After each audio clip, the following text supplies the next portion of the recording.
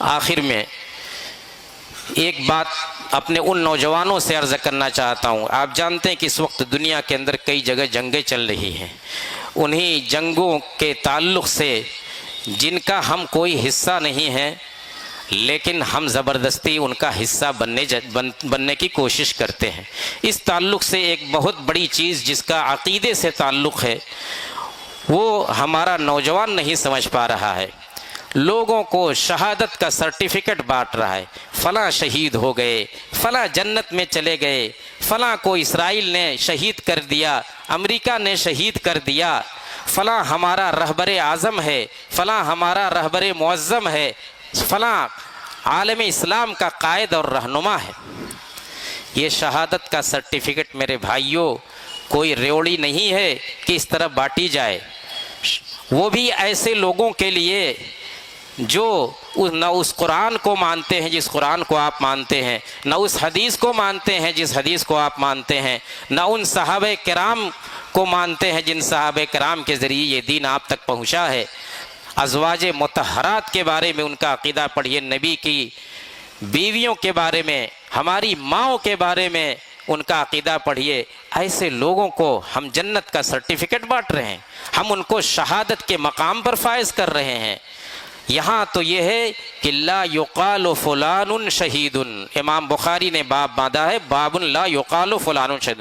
یہ امت کا، اہل سنت کا متفق علیہ مسئلہ ہے، عقیدہ ہے کہ کسی کو متعین طور پر شہید نہیں کہا جائے گا الا یہ کہ جس کی شہادت دلیل سے ثابت ہو. یعنی نبی نے جس کے بارے میں کہا ہے کہ فلاں شہید فلاں شہید، ان کو تو کہہ سکتے ہیں. جن کے بارے میں ہم کو کچھ نہیں معلوم، وہ چاہے میدان جہاد میں کیوں نہ مارے گئے ہوں لیکن ان کو بھی شہید نہیں کہا جائے گا. اللہ کے نبی صلی اللہ علیہ وسلم کی متعدد حدیثوں سے یہ بات ثابت ہے. ہمارے نوجوانوں کو یہ بات سمجھنا چاہیے کہ یہ عقیدے کا مسئلہ ہے. اس عقیدے کے مسئلے کو جذبات سے نہیں بلکہ نصوص سے سمجھا جائے گا. اور اس طرح سے کسی کو شہید کہنا، کسی کو جنتی کہنا، کسی کو جہنمی کہنا بغیر نصوص کے، بغیر قرآن و حدیث کی دلیل کے، یہ قطعاً درست نہیں. اور ایسے لوگوں کو ہم شہادت کے مقام پر فائز کریں، ایسے لوگوں کو ہم جنت میں لے آ کر کے بیٹھائیں جو ہم کو خود نہیں مسلمان مانتے. ان کا تو یہ کہنا ہے کہ جو ابو بکر و عمر کو گالی نہیں دیتا، جو ازواج مطہرات کو، نبی کی بیویوں کو گالی نہیں دیتا، وہ بھی کافر ہے. آپ اس آئینے میں دیکھ لیجئے کہ آپ ان کے نزدیک کیا ہیں. وہ تو آپ کے بارے میں یہ عقیدہ رکھتے ہیں اور آپ ہیں کہ ان کو جنت میں بھیجنے پر مصر ہیں. آپ ان کو جنت میں بھیجنے پر مصر ہیں. ہمیں اپنے جذبات کو قابو میں رکھنا ہوگا. اس طرح کے مسائل کو اہل علم کے حوالے کر کے خاموشی اختیار کرنی ہوگی.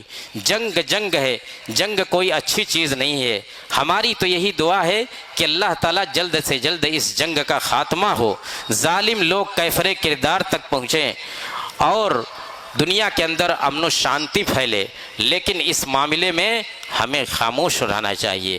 وَإِذَا جَاءَهُمْ أَمْرٌ مِّنَ الْأَمْنِ أَوِ الْخَوْفِ أَذَاعُوا بِهِ وَلَوْ رَدُّوهُ إِلَى الرَّسُولِ وَإِلَى أُولِي الْأَمْرِ مِنْهُمْ لَعَلِمَهُ الَّذِينَ يَسْتَنبِطُونَهُ مِنْهُمْ. اس آیت کا میں جو پیغام ہے وہ یہ کہ امن کا معاملہ ہو، خوف کا معاملہ ہو، جنگ و جدال کا معاملہ ہو تو اس معاملے میں سب کو نہیں بولنا چاہیے. اس کو اہل علم کے حوالے کر دینا چاہیے، ذمہ داران کے حوالے کر دینا چاہیے.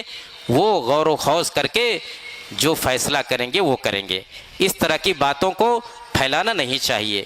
میرے بھائیوں، نوجوانوں، جذبات سے نہیں، جوش سے نہیں، ہوش سے کام لیجئے. اور جس چیز سے اللہ نے ہم کو محفوظ رکھا ہے ہم محفوظ رہیں، اپنے آپ کو اس سے دور رکھیں اور خیر کی امید رکھیں. عورتوں کے تعلق سے بھی کچھ باتیں ہونی چاہیے. عورتیں بھی اس سماج کا حصہ ہیں، وہ بھی اس طرح کے مسائل سے دوچار ہوتی ہیں. اس طرح کی خبریں اور اس طرح کے مواقف ان کے بھی سامنے آتے ہیں. ان کی ذمہ داری ہے کہ وہ بھی علم حاصل کریں، وہ بھی